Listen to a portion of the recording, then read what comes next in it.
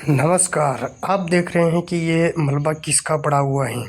ये मलबा दरअसल F-15 का है, क्योंकि जो सऊदी फारस की खाड़ी में से एक F-15 को उड़ाया था, तो वो जो ईरान में जाकर ईरान का जो एयर डिफेंस था, उससे ईरान ने उसे शट डाउन कर दिया था। और उसमें से दो जो उसके पायलट थे, उसको इजैकुलेट किया था, तो वो दोनों उसमें से निकल गए थे। तो उस समय इसने यूएस ने रेस्क्यू ऑपरेशन करके एक पायलट को तो रेस्क्यू कर लिया था, और दूसरे पायलट को भी रेस्क्यू करने की पूरी कोशिश की जा रही थी, लेकिन वो मिल नहीं रहा था। लगभग 40 घंटे ऑपरेशन चला दूसरे पायलट को सर्च करने के लिए, लेकिन फाइनली उसको भी रेस्क्यू कर लिया गया है, यानी कि दोनों को रेस्क्यू कर लिया गया है।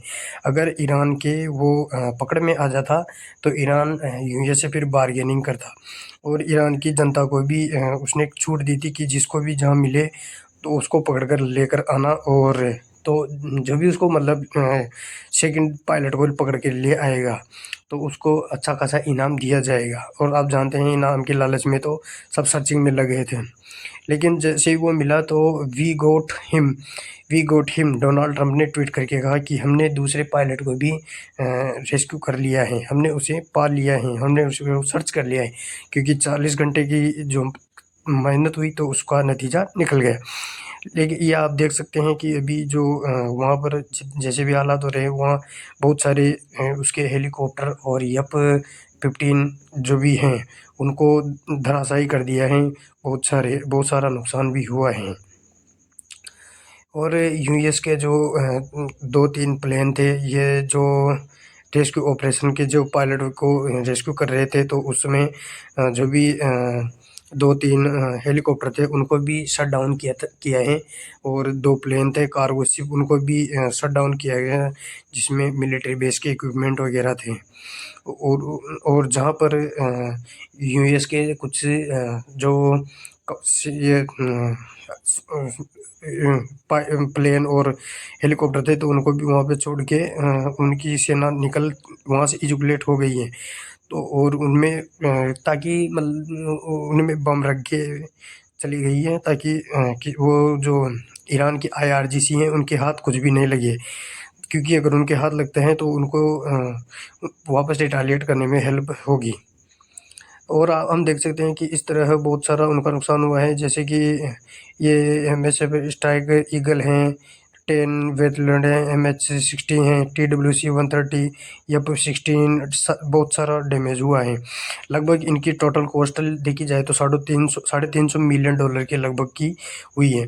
और लगभग जो वो रेस्क्यू ऑपरेशन हुआ था, तो उसमें लगभग 200 सोल्जर्स उतारे गए थे, और 8 हेलीकॉप्टर थे।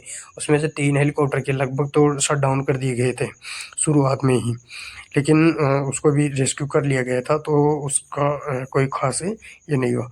और F-15 का जो क्रू रेस्क्यू हुआ था, तो वो डोनाल्ड ट्रंप ने भी उसका थैंक यू बोला था, मतलब कि उसको हमारी सेना ने रेस्क्यू कर लिया है, इसलिए। और हम देख सकते हैं कि जो हमारे भारत की GDP है, उसको इस बार इन्होंने जो ये इसकी रिपोर्ट आई है, तो उसमें 6% की 6.5% थी, पहले 6.8 थी, लेकिन ये और लंबी खिंच गई तो 6% कर दी।